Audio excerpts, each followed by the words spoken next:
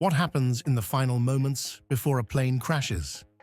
A small, indestructible recording device, known as a black box, captures the last communications and sounds from the cockpit. These recordings, while tragic, hold a haunting fascination. They reveal the heartbreaking reality of disaster, yet also highlight how delicate life truly is. In a world where danger often lurks, these black boxes remind us how fortunate it is to survive the unpredictability of the skies. How often do black box recordings help uncover the cause of aircraft crashes? Could aviation investigations succeed without the detailed data from black boxes, although important? But how emotional and stressful are these last calls? Let's dive into details. Delta Airlines Flight 1141. Full power. The crash of Delta Airlines Flight 1141 was a tragic event that could have been entirely avoided. It stands as one of those rare instances where the pilots themselves were largely responsible. On August 31, 1988, Delta Airlines Flight 1141, a scheduled service from Jackson, Mississippi to Salt Lake City, Utah, with a layover in Dallas, Texas, met with disaster. The pilots of the Boeing 727, prior to departure, spent their time casually discussing recent airline accidents and joking about leaving humorous messages on the plane's black box should they ever crash. Merely minutes later, that light-hearted conversation would take a dark turn as their aircraft failed to lift off and plunged into a field, erupting in flames. The crash claimed the lives of 14 out of the 108 passengers on board. Investigators later revealed that the pilots, distracted by their irrelevant chat, neglected to properly configure the plane for takeoff. The flight's black box recorded the unsettling off-topic exchange, capturing the first officer leading the jokes, followed by the other crew members chiming in. Just before disaster struck, panic took over, and the captain's desperate shout for full power echoed moments before the crash occurred. Aeroperu Flight 603. We are going to invert. When Aeroperu Flight 603 departed in the early hours of October 2, 1996, there was no reason to believe it would end in tragedy. The plane was in excellent condition. The weather was clear, and the pilots were highly experienced. However, just minutes after takeoff, the flight crew noticed that their essential flight instruments were malfunctioning. Aeroperu Flight 603 was on a scheduled route from Miami International Airport to Comodoro Arturo Merino Benitez International Airport in Santiago, Chile. Due to the emergency, they requested an immediate return to the airport. Flying over the ocean at night, without any visual references, the pilots were unaware of their true altitude and struggled to control the aircraft. The plane repeatedly stalled and rapidly lost altitude. Eventually, the left wingtip of the aircraft struck the water. Despite the dire situation, the skilled pilots miraculously managed to keep the plane airborne for another 22 seconds. Tragically, the aircraft then inverted and crashed into the water, killing all 70 people on board. Subsequent investigations revealed that the flight's air data computers were providing incorrect readings for airspeed and altitude. This was traced back to a maintenance error. An engineer had neglected to remove tape that had been placed over the pitot static system ports during cleaning, which led to the faulty instrument readings. On the flight's black box, investigators uncovered the chilling yet composed final words of a pilot still fighting to save the aircraft and its passengers. We are going to invert. Polish Air Force 101. Hell. How often does one hear of a sitting president losing their life in a plane crash? This makes the Smolensk air disaster especially tragic. On board the official presidential aircraft of Poland was a high-profile group, including Poland's president, Lech Kaczynski, his wife Maria, and several key figures in Polish leadership. This ill-fated flight was en route from a memorial service honoring the Katyn massacre, carrying not just the sitting president, but also the former president of Poland in exile, Ryszard Kaczorowski, the chief of the Polish General Staff, senior military officials, the president of the National Bank of Poland, government officials, 18 members of the Polish parliament, prominent members of the Polish clergy, and relatives of the Katyn massacre victims. The crash dealt an immeasurable blow to the nation, robbing it of many of its most prominent leaders. But what exactly caused this devastating crash? While mechanical failure was ruled out, the investigation pointed to a combination of human error and poor weather conditions. The pilots attempted to land at a former military airfield in heavy fog, where visibility was dangerously reduced to about 500 meters. Unfortunately, the crew decided to descend far below the standard approach path, which led the plane to clip trees, invert, and crash into the ground. Tragically, none of the passengers survived. Despite the many conspiracy theories that arose after the crash, official investigations consistently attributed the cause to the crew's decisions under stressful conditions. As a result, the Polish Air Force unit was disbanded, and numerous high-ranking military officials resigned in the aftermath. The plane's black box recordings revealed the tense and fearful atmosphere in the cockpit moments before the crash. If this had truly been an assassination, it is hard to imagine that the pilot's final words would have been an expletive uttered in grave terror. Alaska Airlines Flight 261, here we go. January 31st, 2000 is etched in history as the day Alaska Airlines Flight 261 met its tragic end.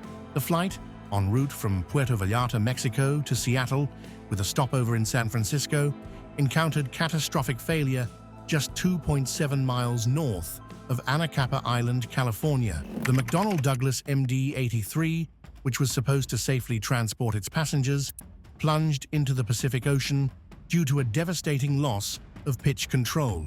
This disaster claimed the lives of all 88 people on board, including 2 experienced pilots, Captain Ted Thompson and First Officer William Bensky. As the aircraft descended uncontrollably towards its fate, the cockpit voice recorder, CVR, captured the frantic efforts of the crew to regain control. The sounds of failing systems and increasing chaos as the pilots desperately tried to avert disaster. Despite their valiant attempts to stabilize the plane and perform daring maneuvers, their efforts were in vain. The aircraft went into a second dive, and the CVR recorded the harrowing last moments of the flight, documenting a desperate struggle for survival.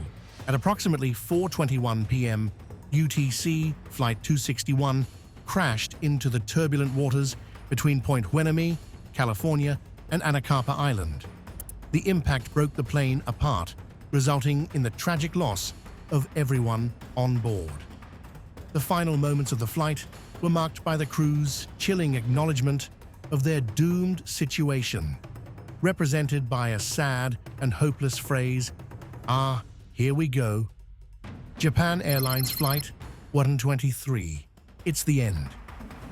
August 12, 1985, was a tragic day for Japan, marking one of the darkest moments in aviation history.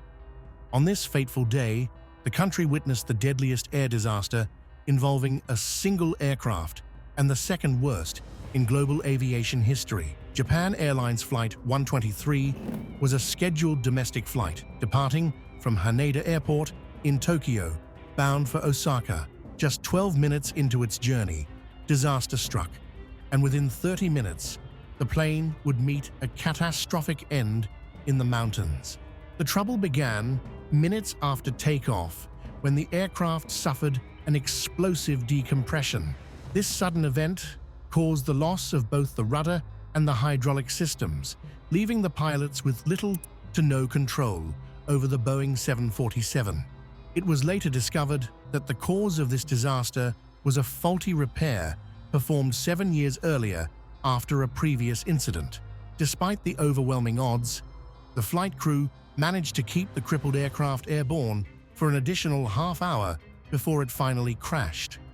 On board were 524 individuals, including crew members. Tragically, only 4 of them survived the deadly crash. Many passengers survived the initial impact, but rescue efforts were delayed, and by the time help arrived, many had succumbed to their injuries while waiting. The chilling final words from the cockpit, spoken in Japanese, reflected the crew's realization of their doomed fate.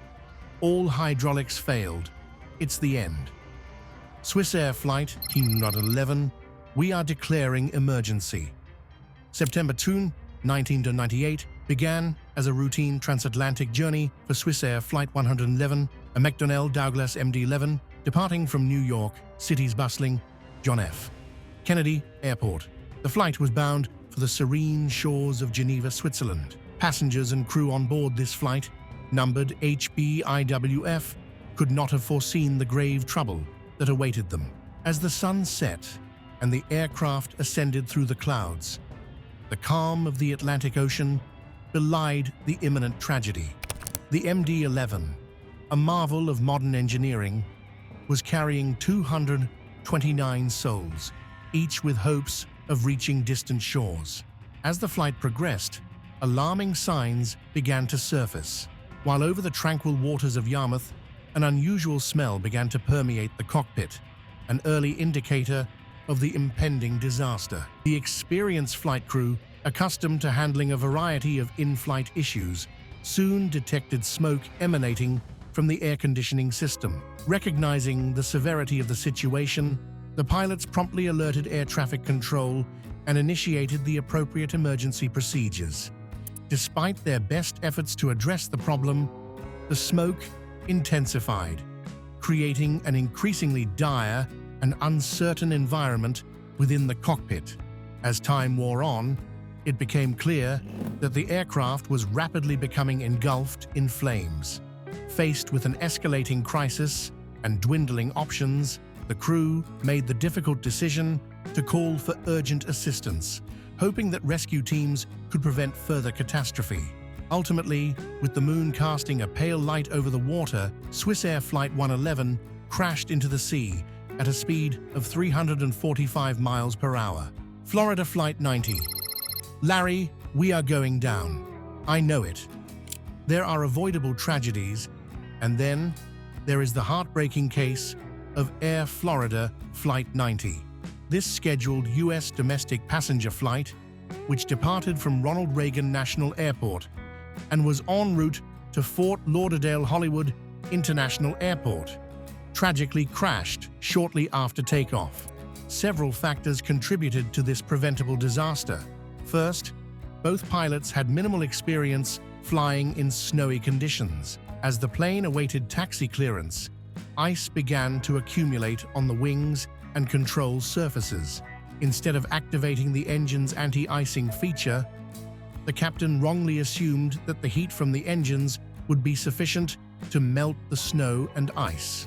Unfortunately, it was not. To make matters worse, the second officer noticed that something was amiss when the engine temperature appeared much lower than normal. Despite this warning, the captain dismissed the concerns and pressed forward with the takeoff. As the plane struggled to gain altitude, it barely climbed higher than 352 feet before tragically plummeting. The aircraft struck the bridge carrying Interstate 395, which connects Washington, D.C. and Arlington County, Virginia. Out of all those aboard, only 4 passengers and 1 flight attendant were rescued from the crash and survived. In the haunting final moments before impact, the cockpit recording captured the first officer's cautious warning to the captain. "Larry, we are going down." The captain's firm response, "I know it," marked the final acknowledgement of their inevitable fate. United Airlines Flight 232, God. In the summer of 1989, across the heartland of America, a tragedy unfolded that tested the strength and resilience of those involved like never before. It was July 19th when United Airlines Flight 232 departed from Denver Stapleton International Airport, bound for Chicago. The passengers and crew, however, had no inkling that their routine journey would soon etch itself into the annals of aviation history in a way they never anticipated. Soaring high above the vast expanse of the Midwestern landscape, the McDonnell Douglas DC-10 glided through the clouds with 296 souls on board. Among them were families, friends, and fellow travelers, each with their own unique hopes and dreams, but, as fate often does, it had a different plan in mind. Captain Alfred C. Al Haynes, an experienced aviator with years of expertise under his belt, commanded the flight. His calm demeanor and extensive career were reassuring to all on board. Joining him were First Officer William R. Bill Records and Flight Engineer Dudley G. Dvorak, forming a cohesive and skilled team tasked with ensuring the safety of everyone. Among the passengers was Dennis E. Denny Fitch, another seasoned pilot who would soon face a challenge of unimaginable scale. As Flight 232 neared Sioux Gateway Airport, disaster struck with catastrophic force. A sudden and complete failure of the tail-mounted engine sent shockwaves through the aircraft, severing essential flight controls and plunging the crew into a life-or-death struggle. With the odds overwhelmingly stacked against them and time ticking away, the crew was left with an impossible decision: attempt to land the crippled plane or succumb to the forces of fate. Captain Haynes and his team displayed extraordinary courage and determination as they fought to steer the disabled aircraft toward the runway. Their voices conveyed calm and hope amidst the chaos, rallying passengers and crew alike. Despite the overwhelming challenges, they persevered, doing everything in their power to maintain control. After the crash, against all odds, 184 people survived the wreckage and fire. The resilience and courage of the survivors stood as a testament to the incredible strength of the human spirit in the face of adversity. PSA Flight 182, Mom, I Love You. On September 25, 1978, the United States experienced a dual tragedy when a Boeing 727 passenger plane, operating as PSA Flight 182, collided mid-air with a Cessna piloted by a student. The result was catastrophic. The PSA plane plummeted into the densely populated North Park residential neighborhood in San Diego.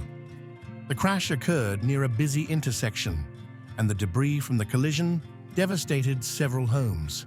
A total of 144 people, including passengers, crew, and residents on the ground, lost their lives in the disaster. The scene was horrifying. Reports indicated that body parts were scattered throughout the neighborhood, and fires raged in the aftermath. It took years for the neighborhood to physically rebuild, but residents say the emotional and psychological scars have never fully healed. So, what led to this devastating accident? A chain of unfortunate events and human errors played a part. The PSA flight crew failed to follow standard air traffic control protocols after losing sight of the Cessna. They did not immediately inform air traffic control of the situation.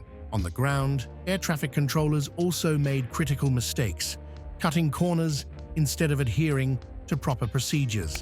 To complicate matters further, the Cessna pilots changed their course without notifying air traffic control, which only heightened the chaos. In the final moments aboard PSA Flight 182, panic and terror are palpable in the cockpit recordings. Amidst the noise and confusion, the pilot's haunting last words, "Mom, I love you," echo the human fear in the face of impending disaster. LOT Polish Airlines Flight 5055. Good night, goodbye, we perish. LOT Polish Airlines. Flight 5055 was an international passenger flight from Warsaw, Poland to San Francisco, with a scheduled stopover in New York City. On the morning of May 9, 1987, the flight, carrying 183 passengers and crew, took off from Warsaw Chopin Airport. Tragically, the flight never left Polish airspace, crashing barely an hour after takeoff. The disaster began when an engine shaft exploded mid-flight, triggering a series. Two of the left engines were rendered useless, and an onboard fire began spreading rapidly, ultimately destroying all flight control systems. Despite the crew's best efforts to manage the situation, their attempts to regain control were unsuccessful. 30 minutes after the first engine failure, the aircraft crashed into the Caboty Woods Nature Reserve, just outside Warsaw. The cockpit voice recordings later revealed the calm and composed communication between the flight crew and air traffic control. A decision was made to attempt an emergency landing back in Warsaw, but tragically, the aircraft never made it. All 183 souls aboard perished in what became the deadliest aviation disaster in Poland's history. In the final moments before the inevitable crash, the captain's harrowing last words, spoken in Polish, were captured on the flight's black box. "Good night, goodbye, we perish." These words echo the profound helplessness felt in those final moments of the doomed flight. With that somber statement, we have reached the end of today's show. If you have this far with us, be sure to check out other videos on the channel.